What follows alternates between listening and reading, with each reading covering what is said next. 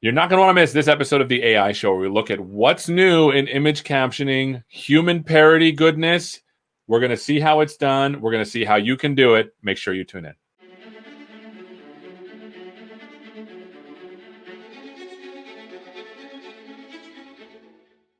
Hello and welcome to this episode of the AI Show. We're going to talk about what's new with image captioning. I've got a special guest. Varsha, why don't you introduce yourself? Tell us who you are and what you do. Yes, I'm Varsha, Program Manager on Azure Cognitive Services team, and I work on pre-built computer vision offerings like object detection, image tagging, and image captioning. Fantastic. So let's start first with people, if they don't know about what Microsoft has to offer with computer vision, let's start there. What does Microsoft have to offer with computer vision? Sure. Let's start with computer vision service.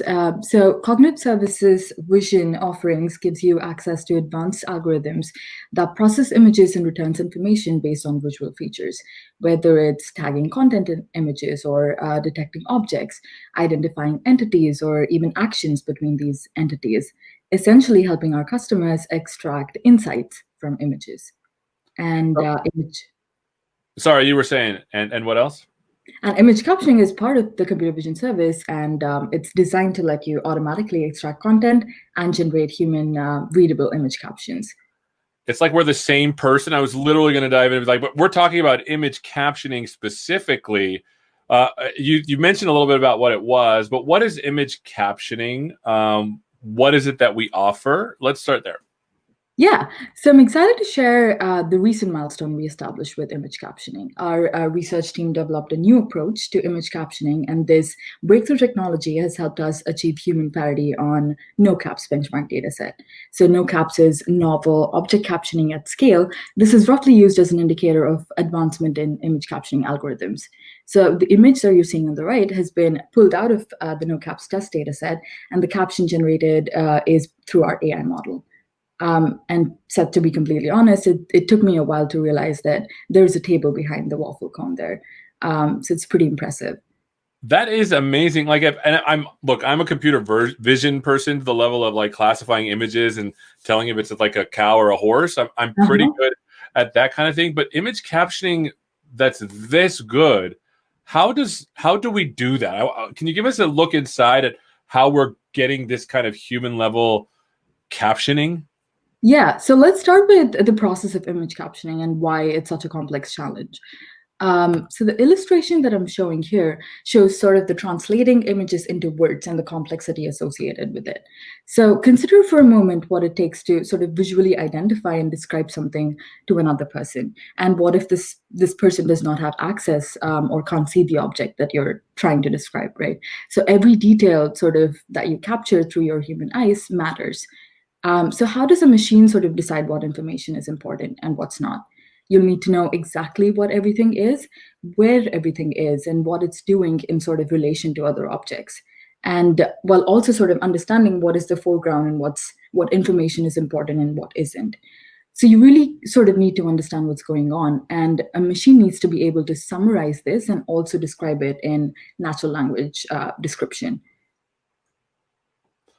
So that's really cool. I mean, can you go back one slide? Because I think people are missing you need to know every little thing in there, and then you need to know how to arrange the words so that it makes sense. Because like if you said dog, cat, table, that's not really a good sentence.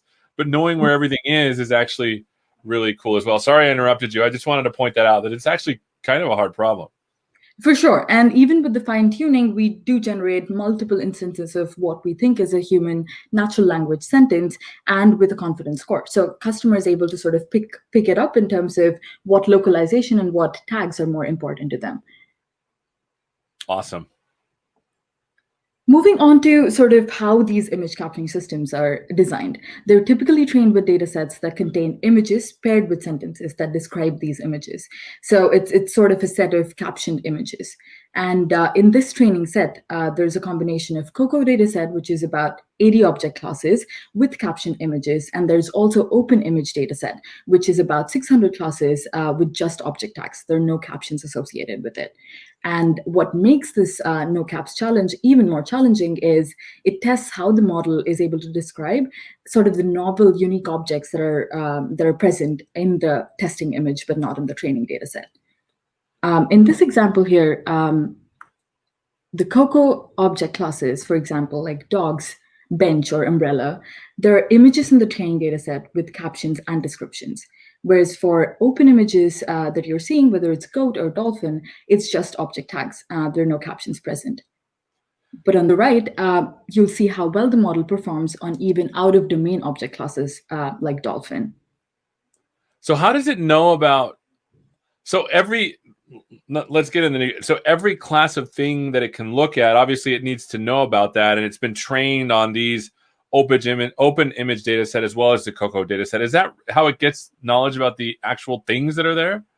Yeah, so with the Coco dataset, there are descriptions associated, right? So you're sort of understanding the semantic coupling between the different tags, between the dog and the bench. The dog is sitting on the bench, or the child is sitting on the couch. Whereas with open images, where just tags are present, there's very little information that the model gains from just the tags. There's no semantic coupling. There's no dolphin in the water. But as you can see, while we test this model, the out-of-domain knowledge is equally good. A dolphin is swimming close to the ocean, so the water coupling is happening with the novel, unique object that the model is seeing. That's cool. I feel like I want to see some examples of like things that it's captioned. Do you have anything like that? Yeah, for sure. You're reading my mind. Yeah, see? It's almost as if we looked at this and talked about it together before. Almost. Almost. Let's take a look at a few examples that we tested both with our previous model that was released in 2015 and with the latest human parody model. So as you can see, this the older model gave us a caption of close-up of a plant, and now it's a close-up of a wheat in a field, which is much more accurate. Yeah. Yeah, I mean, that's pretty amazing. Yeah, and even here, it's the older model gave us an update of a blue shirt or a man wearing a blue shirt, right? And now we can see it's surgical mask. It's a lot more contextual and in specific domain. This is really cool because, I mean, look, back when I was a programmer, right, I would get data that's like in a database and with numbers and with even strings. You could do stuff with text. But with images, it was hard to actually figure out like what's actually going on in an image. And now with this, you can totally just do it, which is pretty amazing. As you can see, the model is extracting more of these unique objects present in the image and generating, in many cases, more accurate description of the images. And this is cool. And this is one of my favorite ones, where AI model is not just detecting objects present in the image, but also sort of conveying the intent behind it. So the new caption generated is a person making bread, which clearly is sort of the intent and the insight that you want to decipher from the images.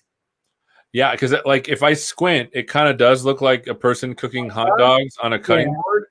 But now when you look at it with actual, you can see that there is intent behind a person. I mean, it's pretty cool that it's capturing that as well. Like you've shown me so many good pictures. Now can we take a look at how can I use this today? Here I'm showing a quick demo of how the API can be integrated into your application. To access Azure Cognitive Services API, you need the Azure subscription. So you can create one for free using our free pricing tier. Review the subscription and create the resource in specific deployment region. Once you have Azure subscription, create a computer vision resource in the Azure portal and get access to your key and endpoint. You will need the key and endpoint for the resource you create to connect your application to the computer vision service. You'll be pasting your key and endpoint in the application code, so let's copy them over. Now let's pull up my Jupyter notebook to see this in action. So here I'm importing Azure Cognitive Services and System Libraries. Let's run that through. Once that's imported, we'll add the subscription key and Azure endpoint, running that through. And here's the interesting part. So the API can take in a URL and also a local image path. So Seth, I'm going to put you on the spot here. Let's do it. And bring up a couple of Bing images. Okay. What do you think of this one? Should we go ahead with this? Sure. We're copying the URL of the image and pasting it here. Now let's run this through. Let's check what our image captioning generated. Brianna Banks holding a jar. Pretty accurate. I don't even know who Brianna Banks is. Now you know. Oh, now I know. We can try it. Sorry, go ahead. Fantastic. I just think this is great. Do we have any other pictures? Yeah, let's try out a few more, actually. Do you want to give this a go? Yeah, let's do it. Copying the URL of this picture now. And let's change the URL path. Perfect. Let's run that through. And voila. Group of people watching fireworks. Let's try one more. Let's search for Seth Juarez. Here, I'll spell my name. Let's see if it knows who I am. Computers are funny. So just S-E-T-H and then J-U-A-R-E. There we go. Let's see if it finds a picture of me. Here? The one, yeah, the one to the right of that, because that's the one to the right. There you go. Try that one. Let's try that picture. Let's see if it knows me or this guy, because maybe I was talking to a really famous guy and I just had no idea. Let's do it. All right, there we go. Now let's try it. Boom. Perfect. Okay, here we go. Man sitting at a table looking at a laptop. Yes! It knows that I'm sitting at a table looking at a laptop. Look at that. How cool is that? So this is cool. It seems pretty easy. You just basically set up the service. You put in the key and you just start sending pictures to the thing, and it can be a URL or it could be something you push up locally. Is that right? Yep, exactly. That's awesome. So what else is new with computer vision? Do you have anything new that we should be thinking about as well? Yes, we've had a ton of updates this fall. A Weave 3.1 version of Computer Vision API is generally available, and we've updated SDKs for Python, Java, C#, and JavaScript. And these latest AI capabilities are integrated with Intel Microsoft products and available to our customers using Office products. I didn't think about that. Like, Office is using these things internally right now? Next slide, I'll show the integrations that are currently in our Office products. Okay. All right, let's take a look. The enhanced image captioning model is already in our production service and is available in latest version of our Computer Vision API. The service provides a flexible deployment option, enabling developers to use this capability to both improve accessibility in their own applications and in services. The AI capability is already being used in Seeing AI, Microsoft's assistant mobile app for visually impaired, where a user can take a snapshot of their surroundings, and Computer Vision Describe API will return the description to help the users understand the scene and sort of participate in the conversations. And image captioning is also being used for tasks like creating alt text for images, and this is available through our Microsoft Office products like Office, Outlook, Word, and PowerPoint. This is really cool. Where can people go to find out more, to get started on using this good stuff? Yeah, to get started, we have a bunch of resources available online. You can visit Azure Cognitive Services portal or directly go to developer documentation on microsoftdocs.com. Look through API references, concepts, quick start guides, and tutorials. If you have questions or feedback, you can also contact us through Azure Cognitive Services customer support.